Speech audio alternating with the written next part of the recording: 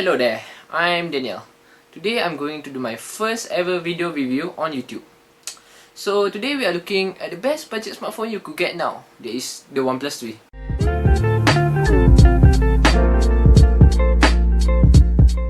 So let's get to the point. This OnePlus 3 is working with Snapdragon 820 chip, the Adreno 530 GPU, 64GB of non-expandable flash storage, and a whopping of 6GB of RAM. The design of this phone is very clean. It's a full metal unibody with a curve and feels like a premium phone. Although the design was supposed to be an ergonomic design, my hand feels sore at some point whenever I hold the phone while browsing the web or chat for so long. I had to put a case so that it feels less sharp on the bottom of the phone, which makes me uncomfortable. I like the OLED slider on the OnePlus 3. It kinda reminds me of the iPhone's OLED slider, but instead of two options like the iPhone, you have three options to pick, which normal, do not disturb, and silent, starting from the bottom to the top.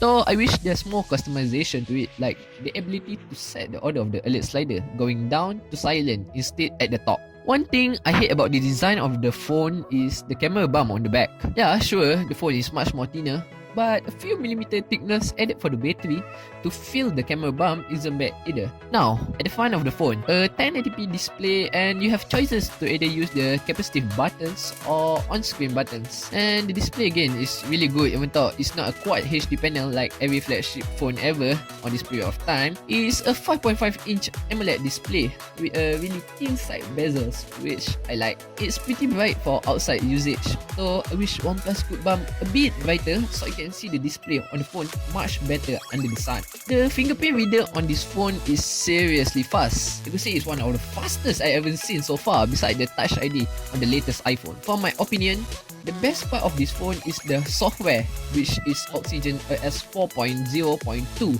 based on Android 7.0 Nougat at this time of video. And you got the stock Android feeling when using the phone, plus an extra usability features which you can get on a stock Android phone. I usually go straight to using Nova Launcher on most phones, but I like that home screen customization on Oxygen Launcher, which is easy to use. With a long press, now you can change icon pack without even using a third-party launcher. There's also this thing called Chef.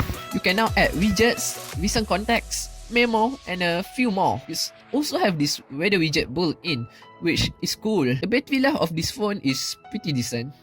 I don't really expect much out of a 3000 mAh phone, but I'm able to get at least 4 to 6 hours screen on time with it, thanks to the 1080p display used on this phone. So I wish OnePlus would have added the thickness instead of making thin for a few milliampere more for the battery instead. Now, an interesting feature about this phone is their fast charging, which they call dash charge. Instead of 1 ampere or 2 ampere like most phones, it's included with 4 ampere instead. It charged blazing fast, which literally changed my charging habits. Instead of charging this phone overnight like I used to do on other smartphones, I would just charge it when it's pretty low, like usually at the morning when I just wake up. I mean, yeah, you can charge it overnight like you used to, but when you plug in and get 60% charge in half an hour, it kinda stop needing to. There's no wireless charging since it's a metal bag, but I'm satisfied with the convenience of fast charging. Now, let's get to the camera. It's a 16 megapixel Sony sensor, f2.0 aperture, and even has optical image stabilization and face detection autofocus. The camera app itself is super fast when opening it and taking a picture. Auto HDR is turned on by default, which is really good. You have